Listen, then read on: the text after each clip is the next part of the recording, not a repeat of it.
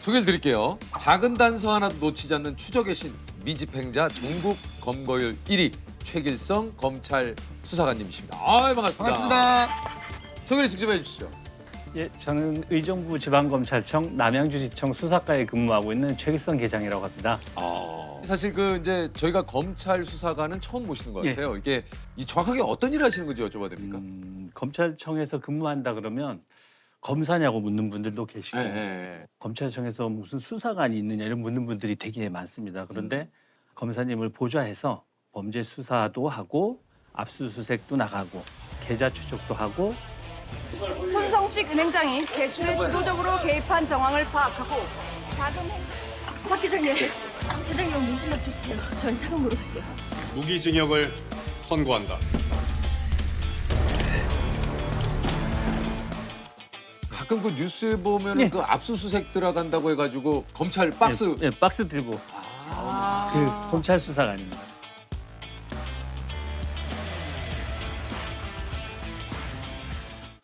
아니 이게 경찰도 수사를 하는데 이 검찰 수사와는 좀 어떻게 다른 겁니까?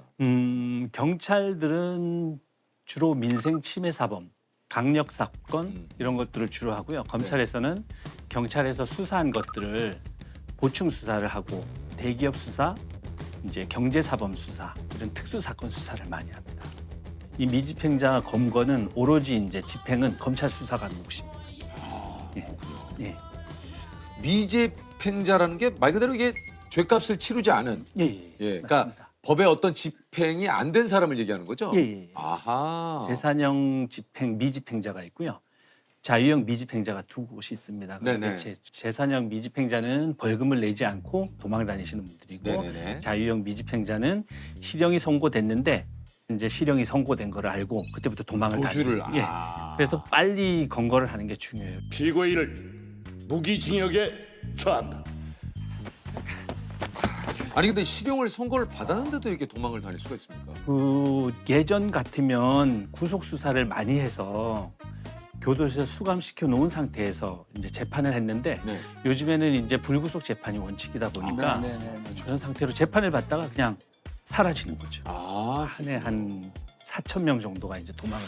한 해예요? 예. 생각보다 굉장히 많네요. 예, 맞습니다. 이게 사실 전국적으로 지금 미집행 금액은 이게 또 엄청나다 그래요. 예, 수백억에 이르는 거죠. 그래서 5년 지나면 그게 다 없어지는 거니까 처벌을 안 받고 그걸 시효라고 합니다. 형의 시효. 형의 시효. 형의 시. 선고를 받고 나서 집행이 되지 않으면 없어지는 걸 형의 시효라고 합니다. 네.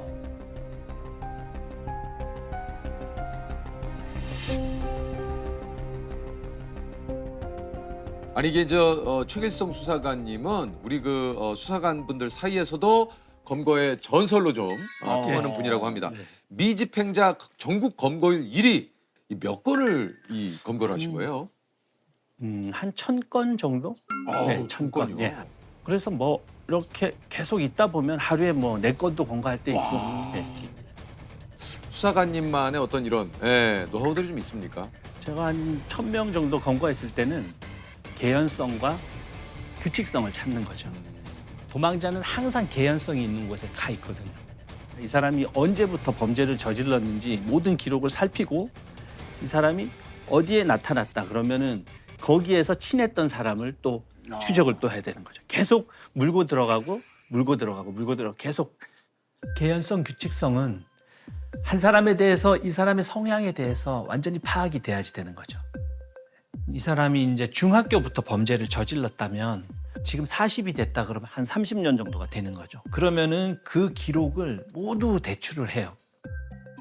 이 사람이 어떤 사람인지 파악을 하는 거죠.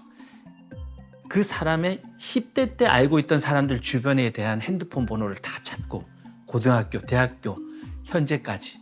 그래서 그걸 다 번호를 찾아서 그 사람들 핸드폰이 어디에서 사용이 되고 있는지 그 사람은 지금 어디에 사는지 머릿속에 그려놓는 거죠.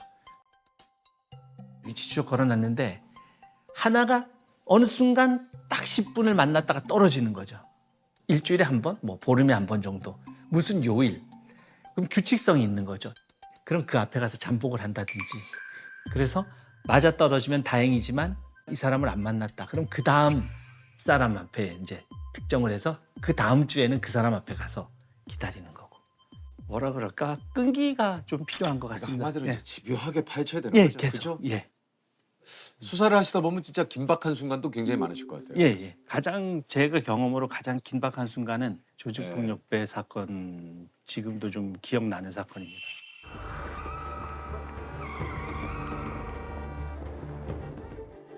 이제 살인 사건, 90년대 살인 사건을 이제 저지르고 주범인데 처벌을 받지 않았어요.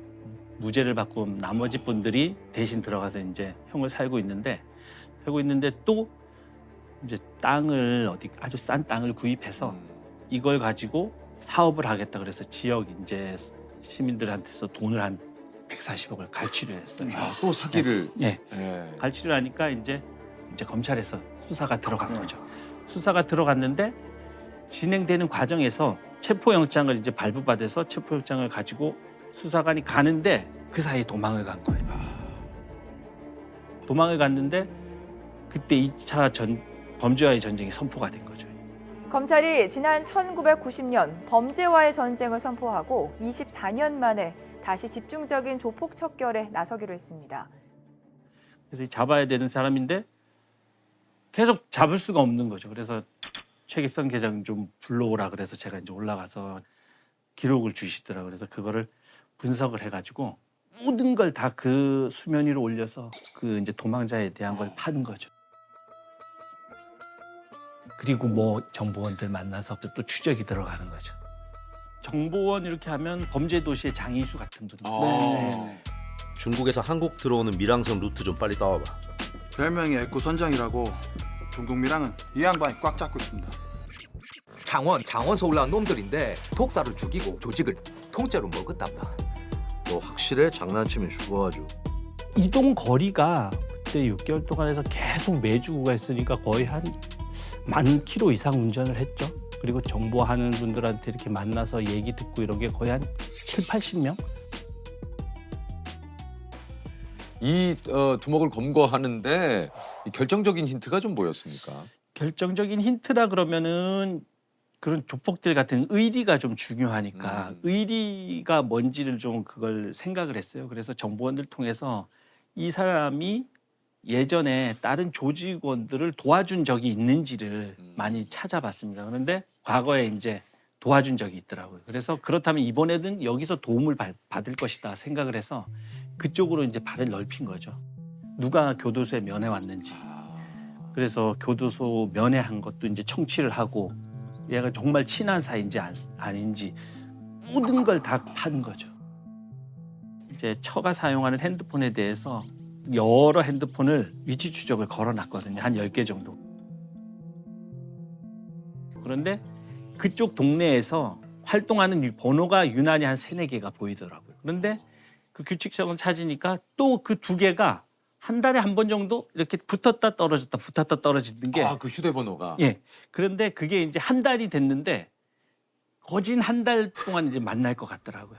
그래서 이때다 싶어가지고 엉뚱한 정보를 흘리고 역정보라고 하거든요. 역정보를 흘려서 가령 이제 서울로 가는데 부산으로 간다고 소문을 내는 거죠. 정보원들한테. 나 부산으로 누구 잡으러 가니까 연락이 안 될 거야. 뭐 이렇게 얘기를 하는 거죠. 근데 그게 미리 조금. 예, 연락하고 나서 정보가 셀까 봐 혼자 올라가서 사우나에서 이제 검거를 했죠. 이야. 네.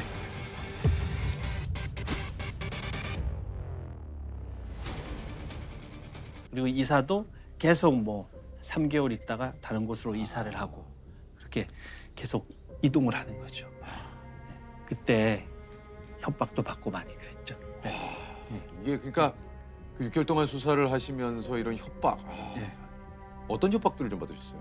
가족들 주로 협박이죠. 뭐. 최 계장 와이프는 뭐 어느 교회 다녀? 막 그리고 뭐 최 계장 애들은 어느 학교 다녀? 이런 거 계속 옆에 얘기하니까 그 말이 이제 일주일 한 3-4일 지나면 저한테 이렇게 좀 들려오는 거죠. 그래서 이제 집사람한테 조심해라 다니고 아이들이 이제 잘 단수하라 그러고.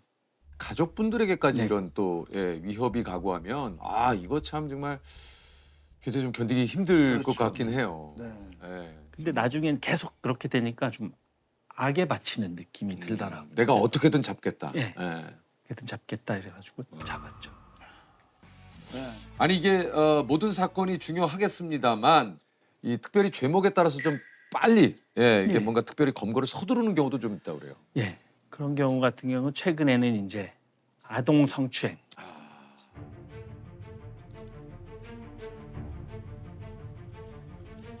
7년형이 이제 선고돼가지고 그건 너무 급해가지고 이제 바로 이제 검거에 들어갔거든요. 들어갔는데 주변에 들리는 얘기에 의하면은 집도 이제 유치원 근처에다 얻어놨다는 거예요. 친구가 얻어놓고 거기 계속 밤이면 왔다 갔다 하는 그런 걸 또 이제 들으니까. 또 들은 거죠.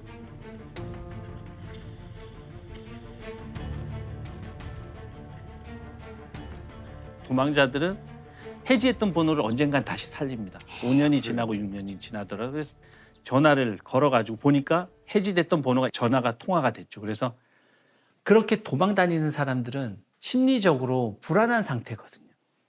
급하게 뭘 도와주는 것처럼 재판 결과가 별로 안 좋은데 좀 뭐 상담이 필요할 것 같다.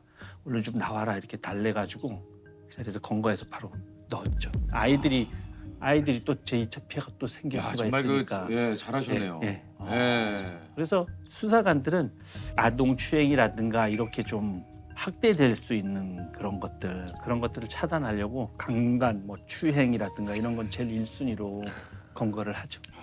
그렇군요. 그리고 저 같은 경우에는 이제 기지국 위치를 거진 이렇게 다 외우고 있는 네. 상황이거든요. 진짜요? 그래서 그 위치 뜨고 이러면 어디쯤 오고 있다 이런 그게 이제 되거든요.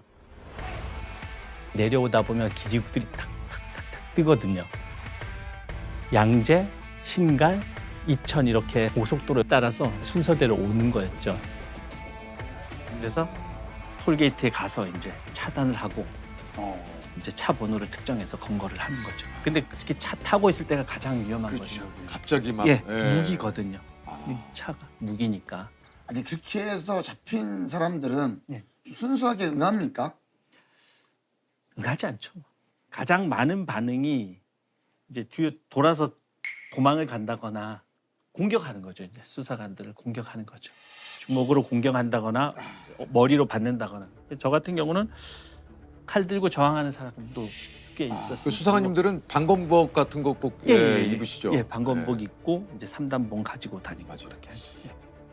위험은 뭐 늘 달고 살죠. 뭐 우리가 이제 영화나 드라마에 나와 있는 게 실질적으로 일어나니까 칼을 들고 덤빈다거나 차로 갔다가 밀어버린다거나 이런 거 실질적으로 일어나니까 그래서 오른손잡이인지 왼손잡이인지 파악을 해서 오른손잡이면 오른쪽에 칼이 있는지 없는지 들어갔을 때 그런 거 생각하고 우선 최고 큰 이유는 저가 아니면 할 수 없다라는 생각을 갖고 있습니다.